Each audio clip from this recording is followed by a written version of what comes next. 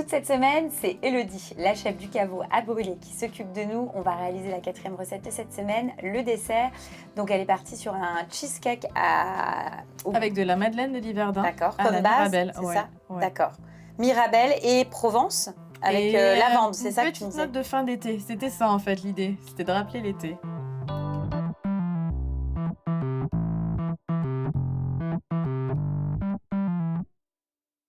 Donc on a de la poudre de madeleine de Liverdun, hein, Oui, c'est ça. en fait j'ai pris des madeleines de Liverdun qui allaient arriver à échéance, à date, et je les ai passées au four à sécher et réduits en poudre.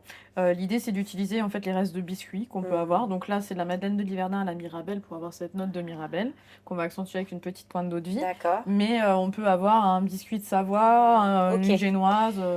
Ou des madeleines ou un autre biscuit qui arrive à date, à échéance et voilà. on gâche pas en fait, on réutilise pour faire un cheesecake quoi. Voilà, sur un biscuit un peu moelleux qui va perdre son moelleux. Là l'idée ça va être de pouvoir utiliser ça en poudre pour la base. J'ai fait fondre donc du beurre, on est sur 250 g de beurre pour 500 g de poudre de biscuits. D'accord. Là on va réaliser un dessert pour au moins 6-8 personnes. Bah là j'ai le moule, hein, c'est ça, voilà, en termes de quantité. Voilà. Ok. Hop. Donc je vais mélanger en y incorporant tout de suite une petite pointe d'eau de vie. Oui, pour accentuer ce côté Mirabelle. Exactement.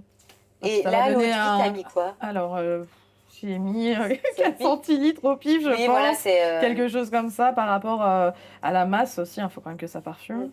Donc cette partie-là, c'est la première partie à faire et à aller bloquer au froid le temps de passer à la crème du cheesecake. Donc là, on n'est pas trop mal au niveau je vois ça en texture, voilà. c'est ce que tu cherches. On va pouvoir venir se mettre dans notre... Dans notre moule. Voilà. Tu verses tout ton appareil.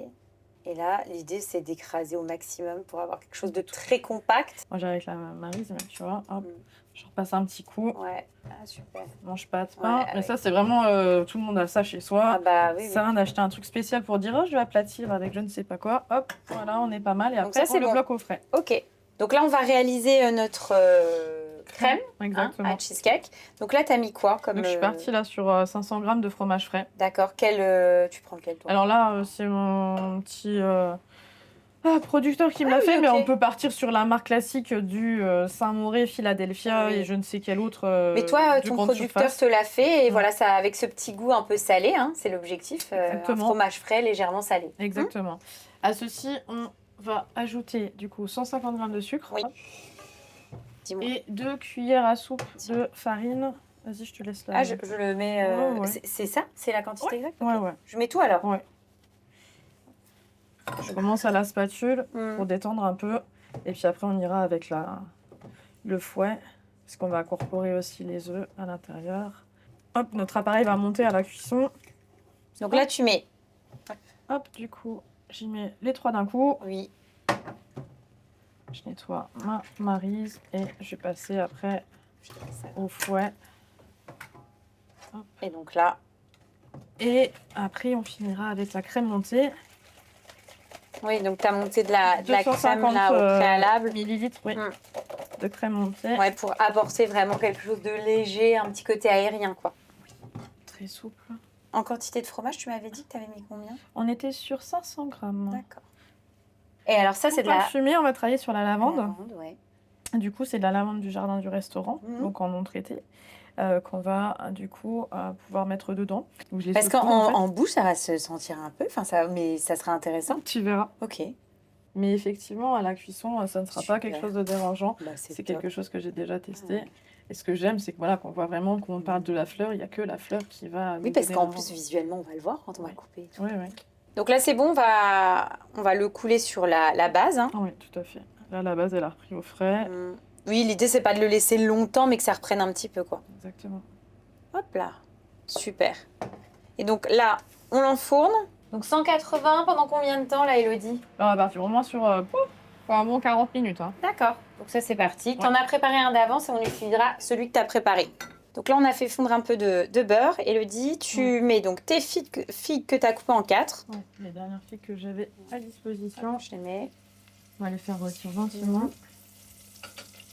L'idée n'étant pas d'ajouter de la sucrosité, mais du fruit, donc je ne vais pas remettre de sucre à notre dessert. Oui, je pense que... Avec les figues, j'ai... Puis ça reste un fruit qui est quand même assez sucré, la figue. Pour le goût, du coup... Donc là, tu as coupé les derniers pétales de rose de mon jardin. Oui. Ah, oui. Donc rose et rose trémière. D'accord.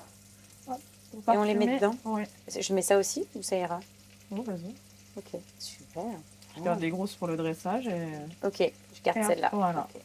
Donc, tu avais préparé un cheesecake d'avance, Élodie, parce que l'idée, c'est de le cuire, mais surtout après de le laisser refroidir. Alors, j'avais réalisé au préalable une compotée de figues. Oui. Avec à l'intérieur de la pomme et du coin. Ah, d'accord, ok. Ça va être pour remplacer le coulis qui est souvent oui, c'est utilisé vrai. Sur le cheesecake en dégustation. Moi, je voulais quelque chose d'un peu plus rond, d'un peu plus gourmand, et du coup, je suis partie sur une purée de fruits. Voilà. J'avais réalisé des petites boules de coin confit que j'ai laissé monter en fermentation. Et on va ajouter nos belles figues rôties. Avec nos pétales. De rose. Qui vont nous donner du coup un petit contraste avec le chaud et le froid de ce dessert. Je finis avec quelques pétales de rose et de rose trémière. C'est trop beau. Eh ben, super. On dresse la deuxième et on goûte. Bon, on y va. On goûte. C'est très beau. Merci.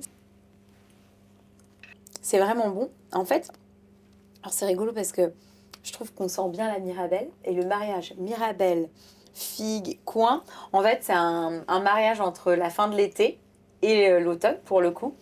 Et je trouve que c'est très très bon de marier comme ça une fin de saison et une début. Et c'est très très bon. Enfin voilà, après le cheesecake, ça reste pareil. Ta cuisine, elle est très gourmande. Oui, ça c'est quelque chose qui est gourmand et que je voulais mettre en place pour ces menus-là. Non, c'est top. On fait quoi ensuite? On va terminer par un autre petit dessert, une mignardise, c'est ça? Oui, une petite douceur pour finir, des chouquettes qu'on aura farcies d'une crème pâtissière mais qu'on va faire sans lait. D'accord.